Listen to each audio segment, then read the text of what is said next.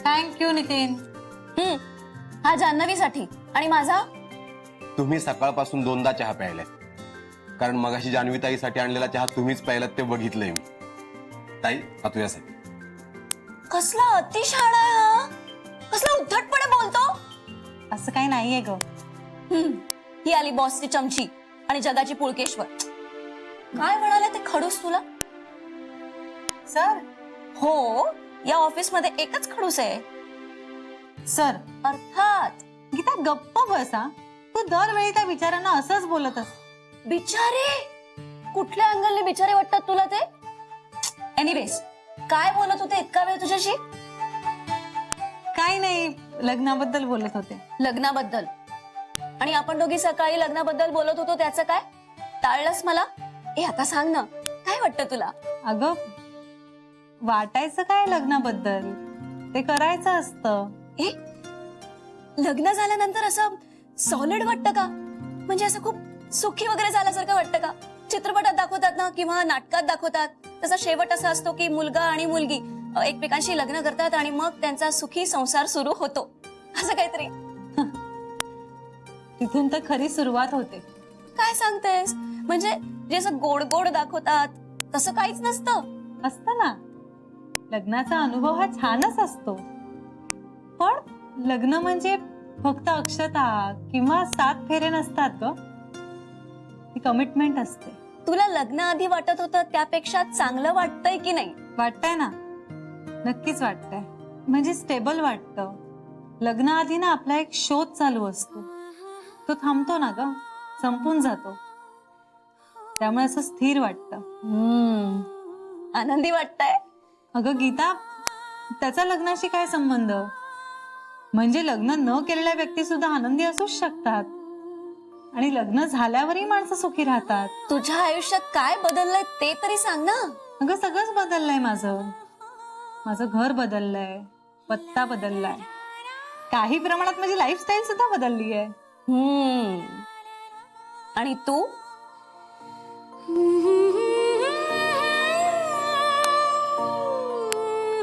मला वाटलं होतं मी बदलेन, पण नाही बदलले. म्हणजे मला तरी मी बदलल्यासारखी नाही वाटत आहे. पण आता तूच सांग, बदलले का? नाही, अजिबात बदललेली नाहीयेस. तू म्हणतेस ना तसं मला वाटतंय की तू छान स्टेबल झालीयस. जिजू कसा आहे? छान आहे. ओके, म्हणजे मला लग्न करायला आता हरकत नाही, बरोबर ना? पण आमचं लग्न झाल्यानंतर आमच्यातली भांडणं वगैरे संपतील का ग? त्याची काहीच गॅरंटी नाही. नाही म्हणजे मी तुमच्यातली भांडणं संपवा आणि मग लग्न करा. पण माझी आई म्हणते की लग्न झाल्यावर सगळं बरोबर होतं आपोआप. आपोआप काहीच होत नसतं. म्हणजे तुमच्यातली मैत्री आणि विश्वास हा तुम्हाला कमवावा लागतो आणि त्यानंतर टिकवूनही ठेवावा लागतो. मैत्री आहे आमच्यात, आणि पुष्कर काय मला फसवणार वगैरे नाही. आणि हो, एक्स्ट्रा मॅरिटल अफेअर वगैरे करण्याची त्याच्यामध्ये तर अजिबातच हिंमत नाहीये. नाही, चुकतेस तू. फसवणं म्हणजे तुमच्या पार्टनरनी एखाद्या बाईशी एक्स्ट्रा मॅरिटल अफेअर करणं इतकंच नसतं. अगं, तुझ्या तत्वात न बसणारी एखादी गोष्ट तुला न सांगता गुपचूप करून मोकळं होणं, तुला कळूच न देता, ही सुद्धा एक प्रकारची फसवणूकच झाली. विश्वासघात होऊच शकतो. बरं, आपला माणूस हर्ट होऊ शकतं का याने? मी तुमच्याशी लॉयल आहे, मी कुठलंही अफेअर केलं नाही, हे पुरेसं आहे. त्याच्या विश्वासाला जपलं पाहिजे, त्याच्या मूल्यांचा मान ठेवला पाहिजे ना. तुमच्या पार्टनरला न आवडणारी एखादी गोष्ट तुम्ही करता म्हणजे तुम्ही त्याच्या तत्वाचीच नाही तर त्याच्या मनाची सुद्धा पर्वा करत नाही. जान्हवी, अगं काय झालंय तुला? काय बोलतेस तू?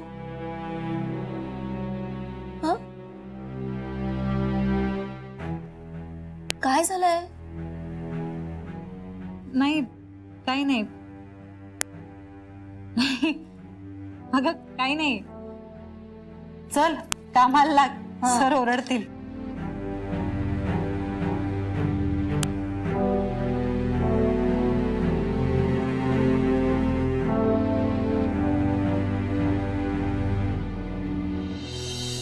साहेब तुम्ही सरळ फोन करा ना मॅडमना. अरे मी फोन केला होता पण बहुतेक बिझी होती ती. मग परत करा. नाही आता नको. तब्येत वगैरे ठीक नाही का मॅडमची? नाही रे नंदन, तसं काही नाहीये. माझं मावशीशी बोलणं झालं आता. ती मला म्हणाली की ती बोलली जान्हवीशी, ती बरी आहे आणि बँकेतच आहे. मग करा की फोन साहेब. तुम्ही कसला विचार करताय? नाही आता फोन नाही करणार मी.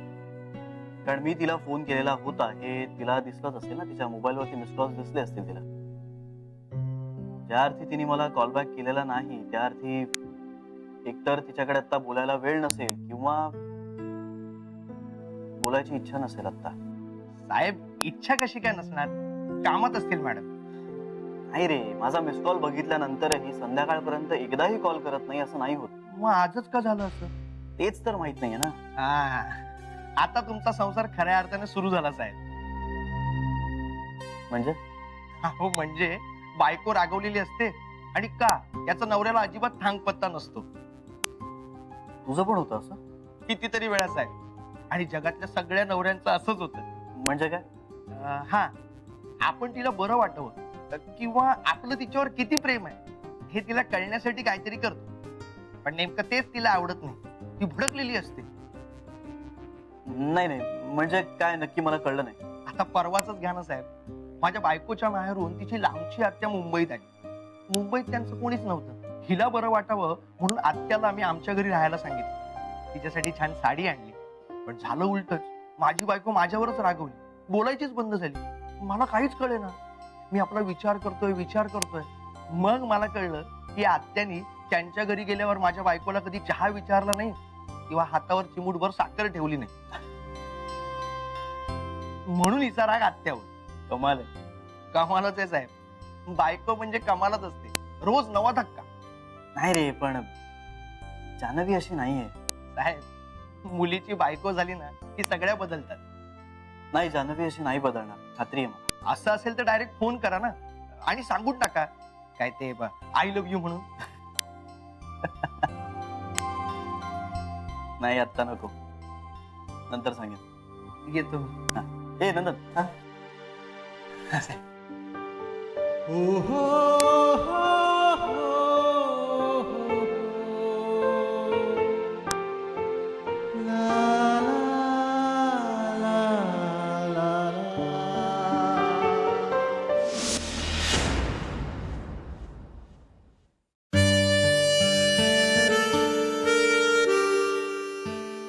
हाय.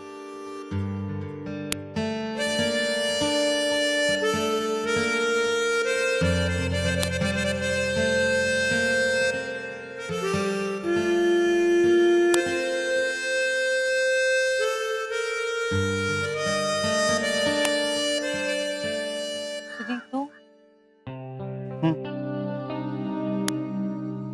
रोज काय? का इतक्यात कंटाळलीस? नाही तसं नाहीये. दिवसभर तुझ्या फोनची वाट पाहिली म्हणून मग शेवटी आलोय. हा, कामात होते. इतकी की दिवसभरात एक फोनही करा असं वाटलं नाही तुला? जान्हवी, ऐकते. काय झालंय? तू असा रोज नको येत जाऊस. का? मी माझ्या बायकोलाच पिकअप करायला येतोय ना? पण तुझ्या बायकोलाच ते नकोय. का नको? श्री, माझी लाईफस्टाईल नाहीये ही. अगं मग बदलेल ना हळूहळू. प्लीज श्री, मला बदलण्याचा प्रयत्न नको करूस. जान्हवी, अगं मी तुला बदलण्याचा प्रयत्न नाही करत आहे. इनफॅक्ट मी तुझ्या लाईफस्टाईल विषयीच बोलतोय. जान्हवी, व्हॉट्स रॉंग? काही नाही.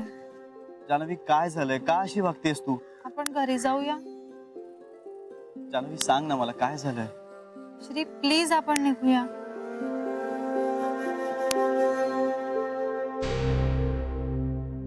ऑलराईट, पण घरी गेल्यानंतर आपल्याला बोलायचं.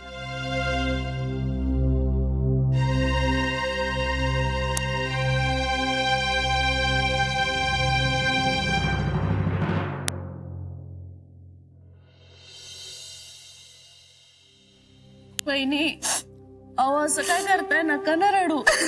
हे घ्या बहिणी पाणी प्या. या. शरे मी आधीच 2 भांड पाणी प्यायले. सॉरी बहिणी सॉरी. रडू नका ना बहिणी. चालायचंच हो, जाऊ द्या. माझ्याच बाबतीत असं का होतं ग नेहमी. बहिणी असा त्रास नका ना करून घेऊ. हो ना. सरू मी देवाचं सगळं नीट करते ना ग. हो. मग देव असं का करतो माझ्या बाबतीत. काही नाही हो, सगळं नीट होईल बघा. सगळं नीट होईल बघा.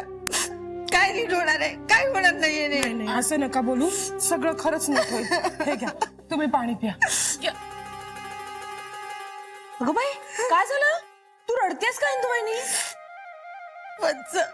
काही विचारू नका. बहिणी त्यांनी विचारलं नाही तर त्यांना कसं कळेल. विचारलं नाही तर कसं कळेल. हो विचारा विचारा. काय झालंय? काय होणार, माझं नशीब. तर नशिबाचं काय? माझं नशीब कत्रू आहे, त्याचा प्रत्यय येतोय नेहमी मला. इंदू बहिणी अगं पण आज काय झालंय? मी ना जवळच्या एका मॉल मधल्या दुकानात गेले होते. स्टोअर मध्ये? स्टोअर मध्ये. स्टोअर मध्ये गेली होती, त्याचं काय? तिथे ना म्हणजे नेहमी शरयू जाते, सरू जाते तेव्हा नसतात त्या स्टोअर मध्ये, पण नेमकं माझ्याच राशीला होत्या ते स्टोअर मध्ये. अगं कोण असतं? इंग्रजी फाडफाड बोलणाऱ्या मुली. आता त्याने काय केलं ग तुझं? त्या काय करणार आहेत मला, पण असं फाडफाड इंग्रजी बोलायला लागल्या की मग बर मग काय वाईट वाटतं ना माणसं. तुला इंग्रजी येत नाही म्हणून का? बोलता येत नाहीच्या आधी त्या काय बोलतात ते कळत नाही. माझ्याच राशीला नेहमी मराठी हिंदी न कळणाऱ्या मुलं मुली असतात. असं फाडफाड फाडफाड इंग्रजी बोलतात. मग मला असं फाडफाड थोपाडीत मारल्यासारखं वाटतं. लाज वाटते ना माणसं. मला पण वाटते. शरयू तुला थोडं तरी येतं ग, पण मला तरी ना सरू, मी मॉल मध्ये जाताना देवापुढे असं नमस्कार करून गेले होते की आज माझ्या वाटेला मराठी आणि हिंदी बोलणारी मुलं मुली असू दे म्हणून. पण सगळे इंग्रजी बोलणारी होती. बहिणी जाऊ दे. असं का करतोस तू देवा माझ्या बरोबर. आता मी त्यांना बावळट वाटली असेल ना. काय वेडेपणा इंदू वहिनी, तुला नाही येत तर नाही येत ना इंग्रजी, त्यात काय एवढं? हो त्यात काय एवढं. त्यात काय एवढं, काय लाज वाटते ना. हा लाज वाटते ना, पण बाहेर पडायची चोरी वाटते. अगं इंग्रजी येणं म्हणजे फार मोठं भूषण नाहीये. हा फार मोठं भूषण नाहीये इंदू बहिणी, पण लाज वाटते ना. हा पण लाज वाटते ना. वेडेपणा आहे हा. तुम्हाला येतं ना फाडफाड इंग्लिश बोलता. बाहेर गेल्यावर तुमचं हसं होत नाही म्हणून म्हणताय तुम्ही असं. हा तुम्हाला येतं ना म्हणून तसं वाटते, आम्हाला येत नाही. अगं तुम्हालाही येईल, तुम्ही शिकलात तर. कोण शिकवणार. बेबी वंस. ए माझ्याकडे बघू नका, माझं काही एवढं टेम्परामेंट नाहीये. म्हणजे तुम्ही नाही शिकवणार कारण तुमच्याकडे ते नाहीच. अगं टेम्परामेंट ग. हा तेच ते. म्हणजे प्रवृत्ती. म्हणजे मला शांतपणे नीट बसून असं काही शिकवता येणार नाही. मग सर्व शिकवेल. मी नाही, इंग्रजी ना श्रीला खूप चांगलं येतं. आणि वंश म्हणतात ते सुद्धा आहे त्याच्याकडे. प्रवृत्ती नाही नाही, त्याच्या आधी म्हणालात ना इंग्रजी शब्द. हा श्रीचा टेम्परामेंट आहे ते. हा ते ते ते पण त्याला वेळ कुठे असतो. मागे नाही का एकदा मी इंग्रजी शिकायला सुरुवात केली होती, पण त्याला वेळ नसतो म्हणून मी अर्धवट सोडूनच दिलं. मी ना बाहेर गेले ना की अशी धास्तावलेली असते. म्हणजे लोक कसे दहशतवाद्याच्या हल्ल्याला घाबरतात तसे मी ना इंग्रजीच्या मारायला घाबरते. आणि आता वय पण नाही ना इंग्रजी शिकायचं. आपण कोणाला जाऊन सांगणार की मला इंग्रजी शिकव म्हणून. अगं आई शिकवेल ना. नको नको, माझी बाबा गाळण उडते त्यांच्या पुढे. मराठी जड बोलू शकत नाही, इंग्रजी काय शिकणार. जान्हवीला सांगूया.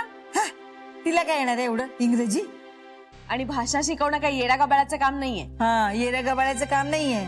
नाही नाही, तरी पण माझं ठरलंय मी जान्हवीलाच सांगणार, ती शिकवेल मला. मी विचारते तिला शिकवणार का म्हणून. तिला येत असेल तर ना. बेबी ग्रॅज्युएट आहे ती, बँकेत नोकरी करते. आणि माझ्यापेक्षा नक्कीच जास्त येत असेल ना. माझं ठरलं, मी उद्यापासूनच जान्हवीकडे इंग्लिश शिकणार. ए शरयू, मी आता इंग्रजी शिकणार आहे ना, मग तू कशाला तुझं घोडं मध्ये मध्ये दामटवतेस? घोडं कुठे दामटतेय? मला आता आठवलं की मला इंग्रजी शिकायचंय. माझं शिकून झाल्यावर शिक. पण तुम्ही पण शिका ना माझ्या बरोबर जान्हवीकडे, मला काही प्रॉब्लेम नाहीये. बघितलं बघितलं, ही असं करते, म्हणजे माझं बघून शिकणार आणि माझ्या आधी शिकणार. इंदुबाईंनी, तुम्हाला त्रास कसला होतोय? मी इंग्रजी शिकणार आहे त्याचा की मी तुमच्या आधी शिकणार आहे त्याचा? हा, तू काय माझ्या आधी इंग्रजी शिकणार? मी शिकणार आहे तुझ्या आधी. बघ तू, दाखवा बरं शिकून. बघ बघ, दाखवतेस, बघच तू. दाखवाच मग, दाखवाच. बघा तुम्ही बघा. मी पण शिकू शकते. ऐक माझं. बघितलं ना सर, आता मी काय केलं? कमी नाहीयेस तू. खुसपटा कशाला काढायची ग? मी काय खुसपट काढली सरू? मी फक्त एवढंच म्हटलं ना की मला इंग्रजी शिकायचंय म्हणून. शिक बाई शिक. जान्हवी शिकवेल मला. विचार तिला. मला आठवण करून देशील प्लीज सरू? प्लीज गप्पोस. प्लीज सरू. तू आठवण शिक. उद्या जान्हवीकडे इंग्रजी शिकायचं. उद्या जान्हवीकडे इंग्रजी शिकायचं. जान्हवीकडे इंग्रजी शिकायचं.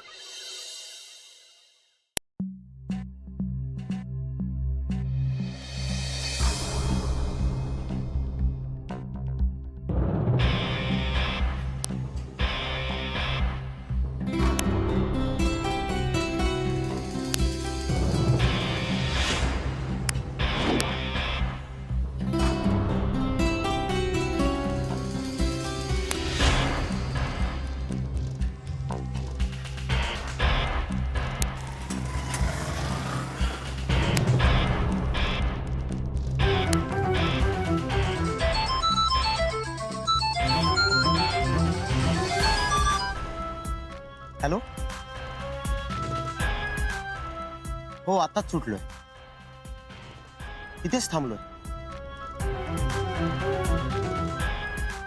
माल पण आहे सोबत. का आज का नको? नाही म्हणजे माल बरोबर आणलाय मी. अच्छा, पण होईल ना सगळं नीट? म्हणजे काही प्रॉब्लेम नाही होणार ना? बर, उद्याच नक्की ना?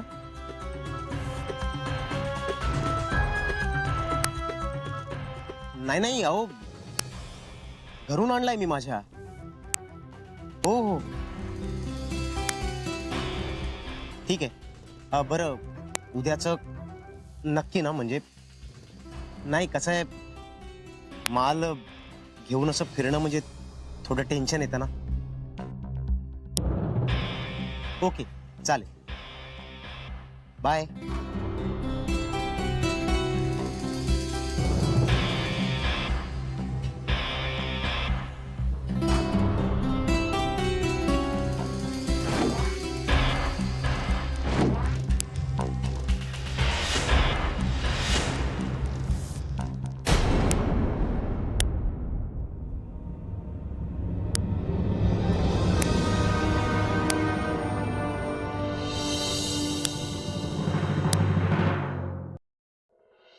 तुम्हाला सांगते वंश, शरयू ना हे सगळं मुद्दामून करते. तू मुद्दाम कशाला करेल ती? तिला सुद्धा शिकावंसं वाटत असेल ना. आता उगाच तुम्ही तिची बाजू घेऊ नका. हा, शिकायचं होतं तर आधी का नाही शिकली? आत्ताच बरं सुचलं तिला शिकायचं. तुला बघून इन्स्पायर झाली असेल ना ती. अहो, या वयात कसली होती ती इन्स्पेक्टर? हे काय वय आहे काय पोलिसात भरती होण्याचं? पोलिसात कशाला भरती होईल ती? तुम्हीच आता म्हणालात ना इन्स्पेक्टर होईल म्हणून. इंदुबाईनी इन्स्पेक्टर नाही, इन्स्पायर. म्हणजे तुला बघून तिला प्रेरणा मिळाली असेल ना. बघितलं बेबी वंश, हे असं होतं माझं. लाज आणते मी, लाज. तुम्हाला माहितीये, शरयू आहे ना जान्हवीकडनं इंग्रजी शिकणार, म्हणून मी ठरवलंय मी श्रीकडून शिकणार. आपला श्री कसा परदेशात जाऊन शिकलाय ना, म्हणजे त्याला जान्हवीपेक्षा नक्कीच चांगलं इंग्रजी येत असणार. हा, श्रीकडून शिकते. चला, झालं ना, दोघी शिका. बेबी तुम्ही बघा, मी शरयू पेक्षा चांगलं इंग्रजी बोलते की नाही. जाऊ दे ग, गरीब आहे बिचारी ती. गरीब बिरीब काही नाही. हा, गरीबपणाचा आव आणते ती. आजच मी श्रीला सांगते मला इंग्रजी शिकव बाबा. आणि अशी फाड फाड इंग्रजी बोलले ना तिच्या समोर की अशी ना तिची जीभ आहे ना अशी टाळूला लागली पाहिजे. अशी फाड फाड इंग्रजी बोलेन म्हणजे अशी फाड फाड फाड फाड अशी फाड फाड इंग्रजी. इंदू वहिनी थांबा, श्रीला सांगूनच येते इंग्रजी शिकव म्हणून.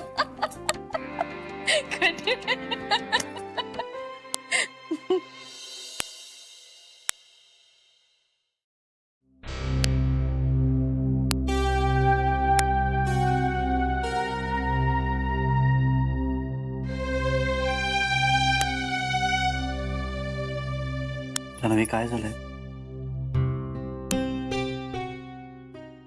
जान्हवी जान्हवी काय झालंय? तू गाडीतही शांत बसून राहिली होतीस, डोळे मिटून पडली होतीस. तू झोपलेस असं वाटलं म्हणून मी गाडीतही काही बोललो नाही. काय झालंय? तब्येत बरी नाहीये का तुझी? डोकं दुखतंय? जान्हवी काहीतरी नक्की आहे, काही टेन्शन आहे का? अगं माझं काही चुकलंय का जान्हवी? सांग ना जान्हवी.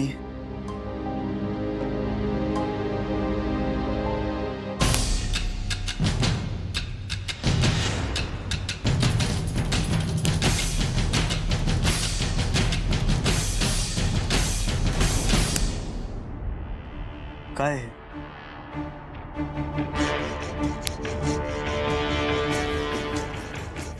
तुझे पैसे